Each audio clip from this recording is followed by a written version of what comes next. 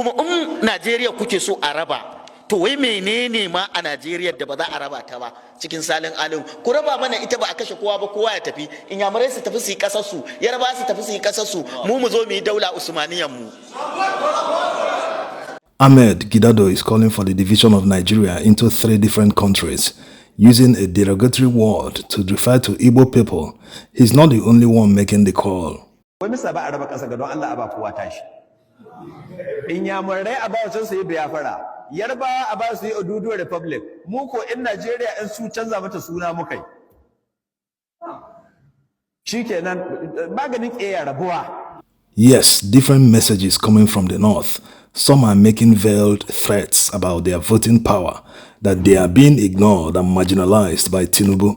Some are telling the government to solve the hardship and food inflation sweeping the country, which of course affects the north more because they have more poor people than the south.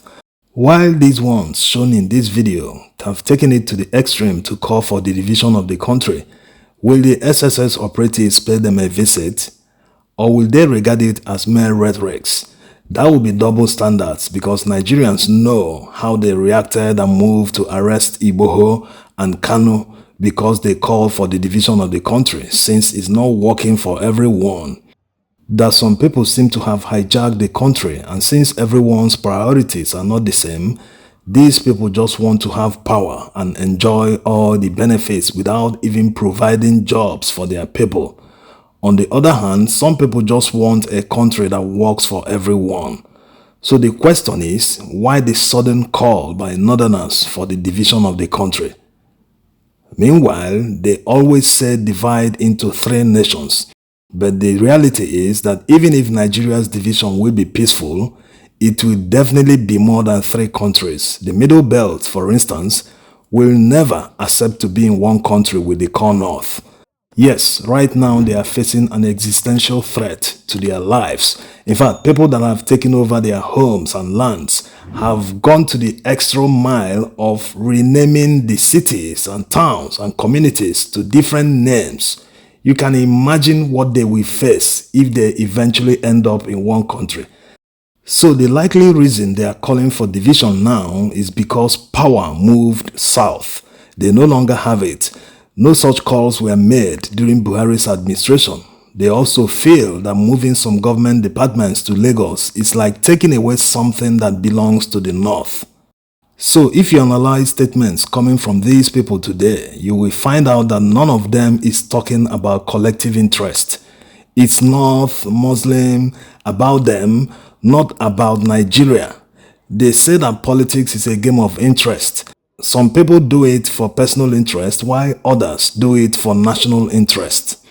It's very obvious that most of the people talking today didn't support Tinubu based on national interest.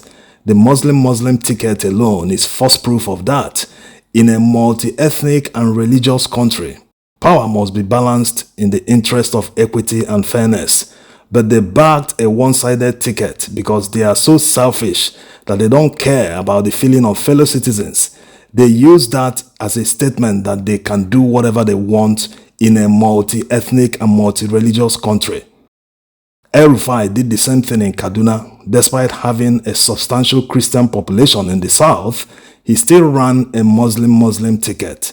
So in other words, what these people are saying is that if they can't dominate Nigeria, then Nigeria should be divided. It's very unfortunate. Even the educated ones that are supposed to have a better understanding, they still make it all about the north. 62% of those votes came from the north, predominantly the northwest. So, needs to be careful. He is a politician, and he is working like a one-term president. He's doing like he doesn't care. People that voted you in, predominantly, they are the ones you are sidelining. So these movement of these MDAs to Lagos are not good news for the north. Yeah, I honestly don't know why the southeast is quiet, uncharacteristically quiet. But then the president needs to find out. The north is where I know where I live and my heritage is. The silence in the north is more lethal than the noise anywhere else in the country. Igbo people have a legitimate reason for not joining in the cost of living protests sweeping the country because they've always been made scapegoats. In fact, they always find a way to blame them for everything. It's not as if everyone is not feeling the hardship. There's a reason you won't see protests in the southeast or south-south. To many of them, they've been vindicated. Not just there alone, even in Lagos, Benin, Abuja, and many other cities, many people wouldn't come out for any protest because reasonable people kept saying this during the presidential election that Nigerians should vote for a competent person and not based on religion. Not that Tinubu won, but many voted for him. In the end, INEC proved that votes don't count.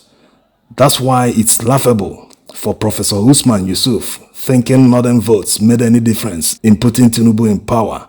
With what the judiciary did this election season, you will see the kind of rigging they will do in 2027. INEC chairman can be replaced, like they've already started appointing loyalists and party members as INEC resident electoral commissioners in many states. So however people vote in the future, it will never count. They will find a way to get the desired results. In fact, they've already started the groundwork. That's why Wike is bragging about it. And I can tell you, with the forces we have, I don't know of anybody who will challenge us. I don't know of anybody who will challenge us. And I tell you, it's like tomorrow is 2027. It's like tomorrow is 2027. So all these people will come and will just rest. The presidents, INEC, and the judiciary set last election season against Labour Party and Peter Obi can be used against anyone, no matter the political party or ethnicity of the candidate. So they should stop the threats about voting for anyone. If they are truly patriotic, as they want Nigerians to believe, they should start educating their people so that we can join hands to create a better country that will work for everyone, not a few people. Peter Obi actually said this, that the elites can secure their wealth by making sure the country is working for everyone. If majority are employed and salaries are not worthless like Tinubu has made the Naira, then there will be very few people that will leave their jobs and be thinking of committing crimes. It means that elites and wealthy men are safer in a working society.